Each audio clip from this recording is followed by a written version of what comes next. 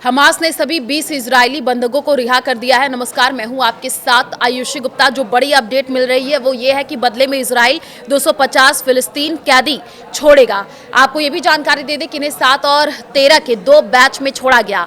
Hamas ने इन्हें रिहा करके रेड क्रॉस को सौंपा है। पहले बैच के 7 बंधक इजराइल पहुंच चुके हैं, जबकि दूसरा बैच रास्ते में ही है। हमास के पास अब कोई जिंदा इजरायली बंधक नहीं है। हमास आज ही 28 इजरायली शवों को भी सौंपेगा और इसके बदले में इजराइल आज 250 फिलिस्तीन कैदियों को रिहा करेगा। जी हाँ, देखिए, इजरायली सेना ने कहा है कि इसके लिए जरूरी सभी तैयारियां पूरी कर ली गई हैं। इस बीच अमेरिकी राष्ट्रपति डोनाल्ड ट्रंप भी इजराइल पहुंचे हैं। खुद बेंजामिन नेतन्याहू उन्हें रिसीव करने के लिए बेन गुरियन एयरपोर्ट पहुंचे। ट्रंप अब से थोड़ी देर में इजरायली संसद को संबोधित भी करने वाले हैं। अमेरिकी राष्ट्रपति ट्रंप का इजरायल की संसद के स्पीकर ने गर्मजोशी से स्वागत किया है। इसके बाद ट्रंप ने गेस्ट बुक से संदेश लिखा है और उन्होंने साफ तौर पर यह लिखा है, ये मेरे लिए बहुत बड़ा सम्मान है, एक शानदार और खूबसूरत दिन, एक नई शुरुआत। अमेरिकी राष्ट्रपति डोनाल्ड ट्रंप जो है यरूशलेम स्थित इजरायल की संसद नेसेट पहुंच गए हैं। वे यहां बंधकों के परिवारों से मुलाकात करेंगे। इसके बाद संसद को संबोधित करेंगे।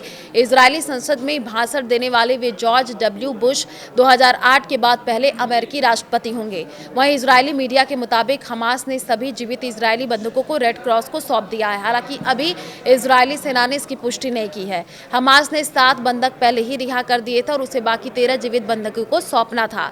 हमास के पास अभी भी 28 अन्य बंधकों के शव है। इन्हें भी आज ही इजराइल को सौंपा जाएगा। तो देखिए, इजराइल की जेलों में बंद फिलिस्तीनी कैदियों के लेने के लिए रेड क्रॉस की ऑफर जेल पहुंचे हैं और 250 फिलिस्तीनी कैदियों में से 108 ऑफर जेल से रिहा होंगे। इन्हें वेस्ट बैंक में जानकारी मिल रही है कि छोड़ा जाएगा। तो बंधकों के दूसरे बैच को लाने के लिए रेड क्रॉस की टीम दक्षिणी गाजा के एक सेंटर पर पहुंची है और इससे पहले 7 बंधकों को नॉर्थ गाजा के गाजा सिटी से लाया गया था। इजरायली सेना ने यह बताया कि पहले फेज में रिहा हुए 7 बंधक stream military facility centre military अस्पताल पहुंच गए हैं। यहां पर उनकी शुरुआती जांच की जाएगी, फिर वे अपने परिवार के लोगों से मुलाकात करेंगे। देखिए, इजरायली सेना के बयान में यह कहा गया है कि दक्षिणी इजराइल में इस स्वागत केंद्र पर रिहा हुए बंधकों के साथ आईडीएफ की मेडिकल टीमें भी हैं। ट्रंप ने इजरायल पहुंचने से पहले अपने प्लेन में पत्रकारों के गाजा जाने के सवाल का जवाब दिया। ट्रंप ने कहा कि गाजा जाने उनके लिए गर्व की बात होगी। मैं बिना गए इस बहुत अच्छे से जानता हूं। मैं वहां जाना चाहूंगा, कम से कम अपने पैर वहां रखना चाहूंगा। तो वही ट्रंप ने आगे क्या कुछ कहा है, उन्होंने साफ तौर पर यह कहा है कि मुझे लगता है कि आने वाले दशकों में ये एक चमत्कार होने जा रहा है। इस पर धीरे धीरे काम करना होगा। यदि आपको अच्छा रिजल्ट चाहिए तो आप तेजी से काम नहीं कर सकते हैं। इजरायली सेना ने कहा कि पहले बैच में 7 बंधकों की रिहाई के बाद अब जल्द ही हमास दूसरे बैच को रिहा करेगा।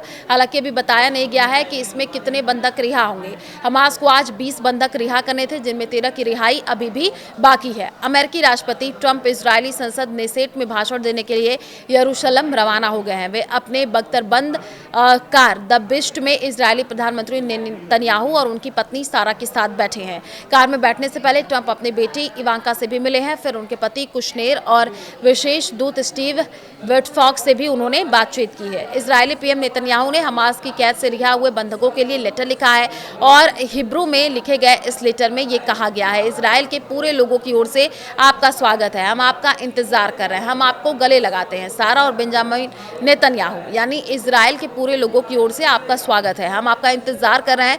हम आपको गले लगाते हैं। सारा और बेंजामिन नेतन्याहू की तरफ से ये कहा गया है।